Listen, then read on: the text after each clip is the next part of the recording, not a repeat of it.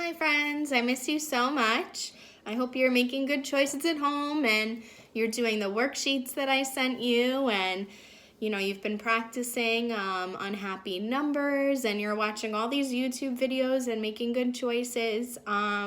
We've been talking a little bit about spring, right? It's the season that we're in. We talked about how we have rainy weather and how it makes things grow, and lots of baby animals are born in the springtime, and we talked about how the worms come out because we have worm weather. So this is a very famous book by an author who has written lots and lots of very great stories. This one is called It's Mine, and the characters are a bunch of frogs. So I thought that we could read this book and talk about springtime a little bit more and about making good choices.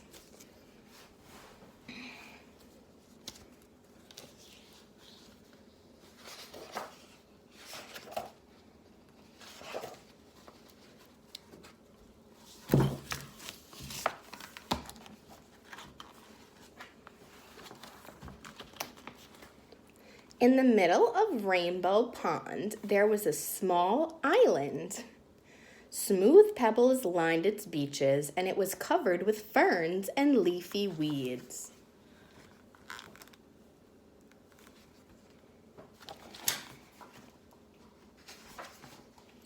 On the island lived 3 frogs named Milton, Rupert, and Lydia. They quarreled and quibbled from dawn to dusk. They quarreled and quibbled. Quarreled means that they were sort of arguing. So let's see if there was something that they were arguing about. "Stay out of the pond," yelled Milton. Well, that doesn't seem very nice. He said, "The water is mine." "Get off the island," shouted Rupert. "The earth is mine." Do you think that the earth belongs to one little frog?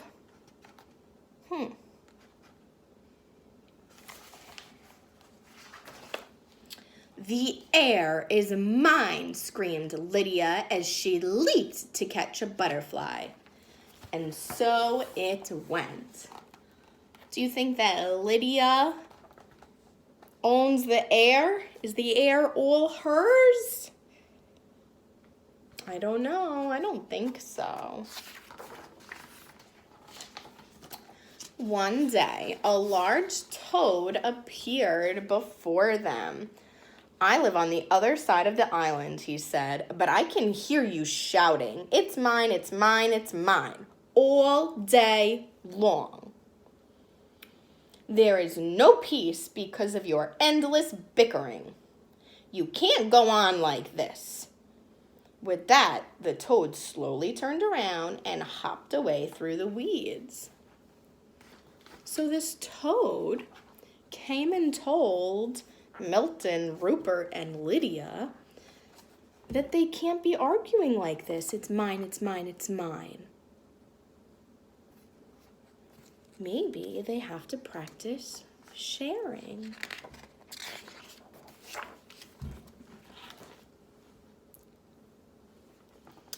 No sooner had he left than Milton ran off with a large worm. The others hopped after him. "Worms are for everybody," they cried. But Milton croaked defiantly, "Not this one, it's mine." So does it look like Milton is starting to share yet? It doesn't seem like it. Suddenly, the sky darkened and a rumble of distant thunder circled the island. Rain filled the air and the water turned to mud.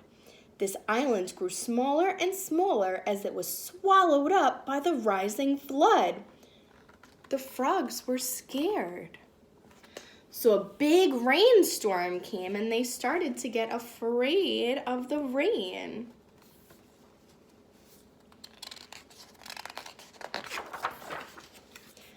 Desperately, they clung to the few slippery stones that still rose above the wild, dark water. But soon these two began to disappear.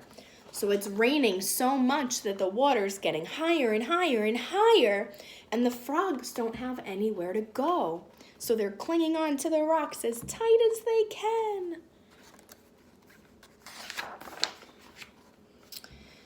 There was only one rock left, and there the frogs huddled, trembling from cold and fright, but they felt better now that they were together,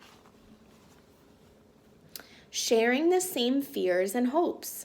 Little by little, the flood subsided. The rain fell gently, and they stopped altogether.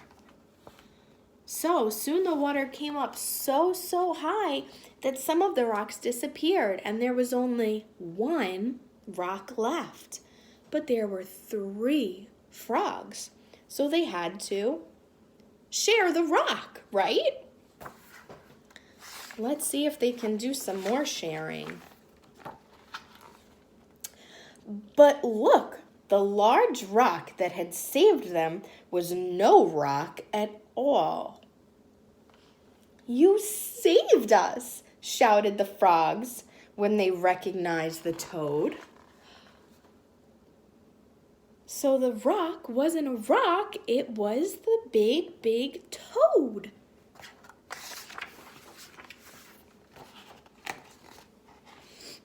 The next morning, the water had cleared. Sun rays chased silver minnows on the sandy bottom of the pond.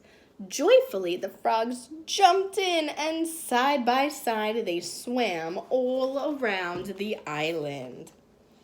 So those silver minnows are little teeny tiny fish. So the little teeny fish are swimming around in the water, and all the frogs, Milton, Rupert, and Lydia, were very happy together.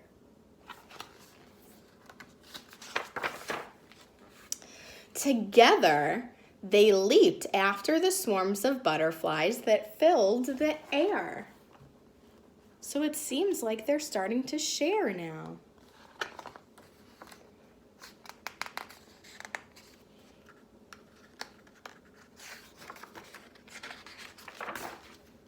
And later, when they rested in the weeds, they felt happy in a way that they had never felt before. So I think that sharing made the frogs happy because they had people who loved them around. "Isn't it peaceful?" said Milton. "And isn't it beautiful?" said Rupert. "And do you know what else?" said Lydia.